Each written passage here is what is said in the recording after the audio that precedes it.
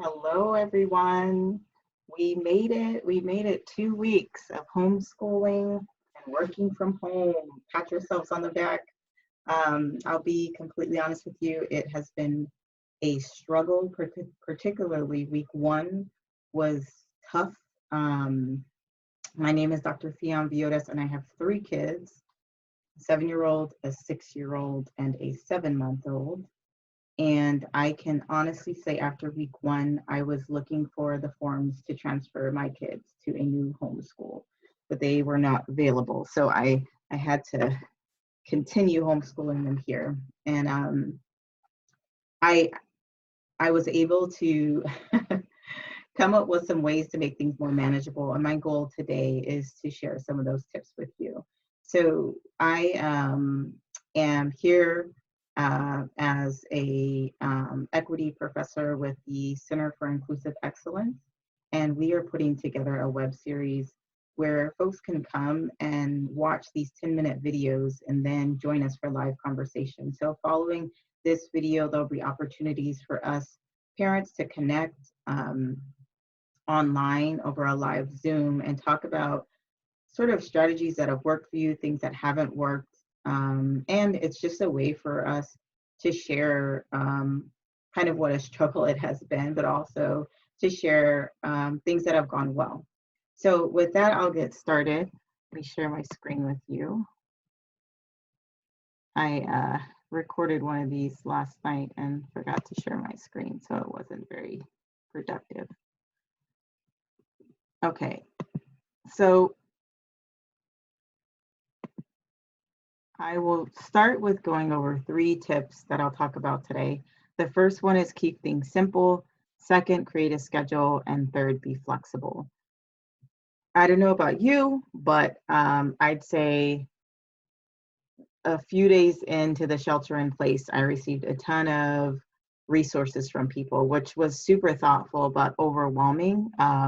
I was receiving emails with 30 links, and it was, ways to homeschool effectively, or kind of tips for mental health providers. And the reality is, I did not have time to look through all of those websites. And in addition to that, I had no idea which websites were legitimate, which ones were effective.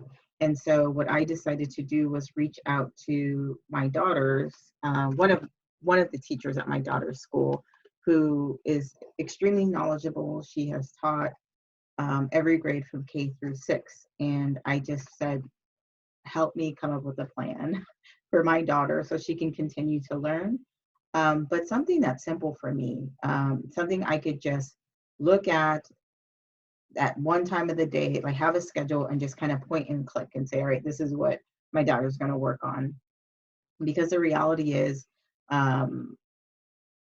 my husband and I are both working from home, and there are times when we need for our kids to be occupied, and we can't sit down with them and work on a worksheet or read a story. And that's just me being completely honest. There are times where I am able to sit with my kids and teach them. But in those moments that I can't, I wanted something that was super simple. And so I will show you a schedule that she created. But before I do that, I want to talk about this keeping it simple and how I selected websites. So she gave me different options. And what I decided to do was pick one website for each subject. And that felt more manageable. So Khan Academy is very popular. A lot of people have heard of it, and you can use it for different subjects, but I use it for math. I use Storyline Online for reading, Go Noodle for physical activity. Lexia Core 5 is something that we use in the La Mesa Valley, La Mesa Spring Valley School District, and that also supports reading. Lunch Doodles is a fun way for kids to do art projects, which is good because I'm not creative at all. And then Mystery Science or Mystery Doug is a way for them to be exposed to science in a fun way. And then I have ABC Mouse request form on there because I found out that ABC Mouse is offering free subscriptions but you do have to have your an administrator from your school or your child's teacher send in that request form. And once they do, you have access to ABC Mouse, which my kids love. So those are some websites that I have found to be helpful, and I will demo some of them. But first, let me show you this schedule that she created. So I'm going to exit out of there for a minute. This beautiful schedule here was created by a wonderful teacher at my daughter's school. It's color coded and everything. So let me just kind of walk you through the structure of this. You could see this is Monday. So this week was beautiful because I had a lesson plan for every day of the week. She has the time up there. What are we working on? Activity 1 and activity 2. So this is nice because it gives my kids an option. They can either do what's in the activity 1 column, or they can do what's in the activity 2 column. So they feel like they're in control to a certain degree. But there are times on here, and not that anyone needs to stick to these times, but it's nice because if I look at my watch and I'm thinking, oh my goodness, it's 10:30, I need to be on a Zoom call, my husband needs to be on a Zoom call, I can go just click on lunch doodles and my kids have 30 minutes of art that they can do. So I will demo, like I said, some of these websites for you. Let's start with Go Noodle, which is fun.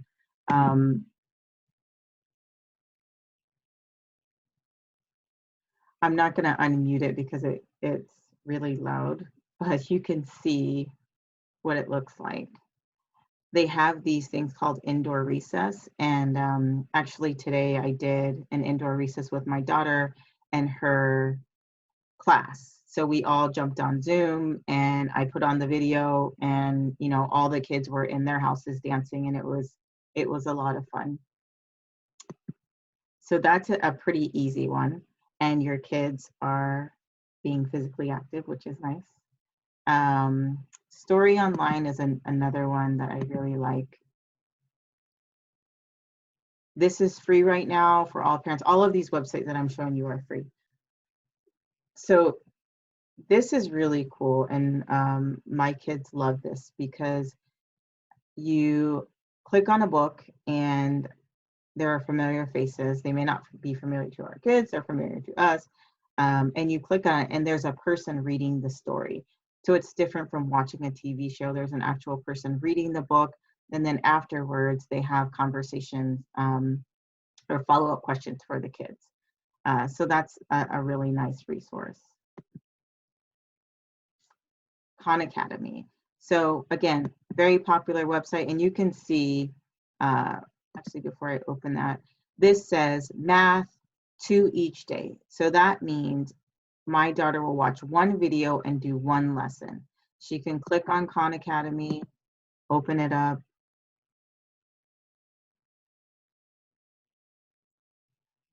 and my daughter's teacher already created accounts for all of the children in her class.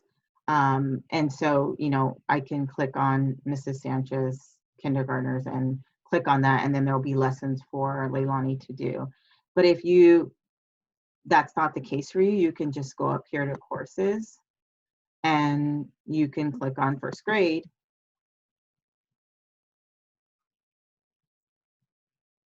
And then if you click get started, there'll be a lesson there. And like I said, an assessment to follow, that your child can do to assess whether or not they learn the material. And then the nice thing is you can just play the lesson again if you need to. All right. So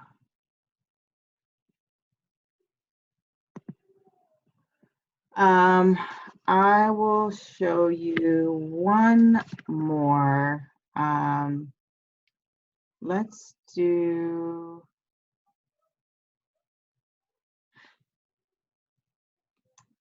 oh, we saw on Monday. Yes, I wanted to show you all the art website. Story Online.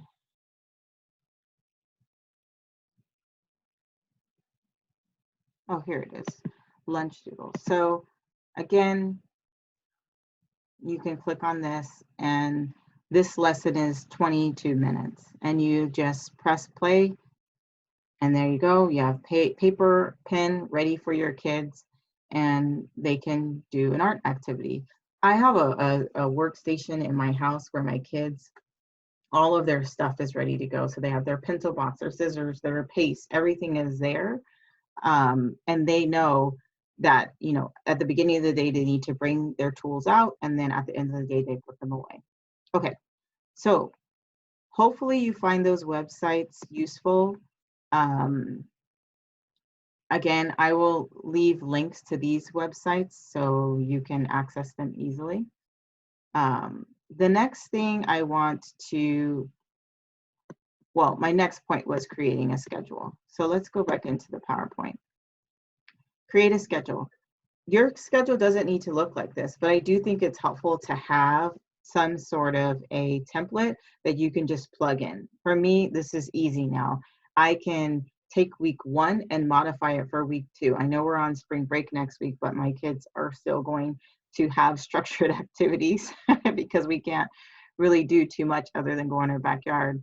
But this is a nice way to do it. So if you wanted to use a template similar to this, and then plug in, whatever website you like under math, and then same thing for reading, art, and you'll notice at the end of the day, there's a reflection, which I think is nice because it allows them to sort of consolidate the things that they've learned, and they can share it with me, or they can write an email to their teacher. And it's, again, a quiet activity that they can sit down and do. All right. The last thing is be flexible. Now, I know in general, I don't allow my kids to be on their iPads for an extended amount of time, but I realize that I need to be flexible right now because things are hard.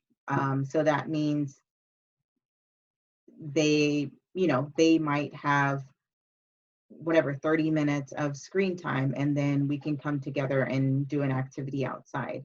I don't think that you should feel, I have allowed myself to be free of the feeling of guilt because you know what, at the end of the day, my kids' basic needs are being met and they're still learning. I recognize that it isn't good for them to be in front of their tablets all the time, and that's not the case. But parents, if you have to be on a Zoom call and your partner has to be on a Zoom call and you just need something for them to do, you can use these websites as a way of keeping them occupied, but they're still learning. And so I just want to say, I think it's super important to be flexible with yourself, be flexible with your kids. Another way of being flexible is if your kids are saying they don't want to do learning activities, don't fight about it. Give them a break. This is tough. When they're in school, they aren't learning for 8 hours straight. There's a lot of other activities going on. It really is condensed down into 2 hours of actual learning that's happening. And so if one day they just are in a mood and they don't feel like it, I would say it's not worth fighting with them over it. Just pick it up tomorrow. I think right now it's stressful for kids. It's hard to be in the house all the time. And so let's have some compassion, give them a little bit of a break. And so the last thing I'll say about being flexible is some parents are nervous about their kids falling behind.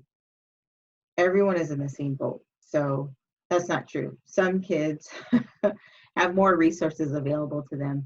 But as a country, we are all in a position where our kids are not in the classrooms like they used to be.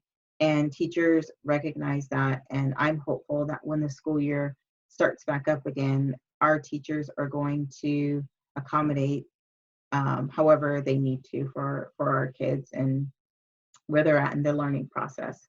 So I would just say, teach your kids as much as you can, but don't feel like you have to be a replacement for your child's teacher, because many of us were not trained to be teachers of elementary school age kids, or if your kids are in middle school or high school.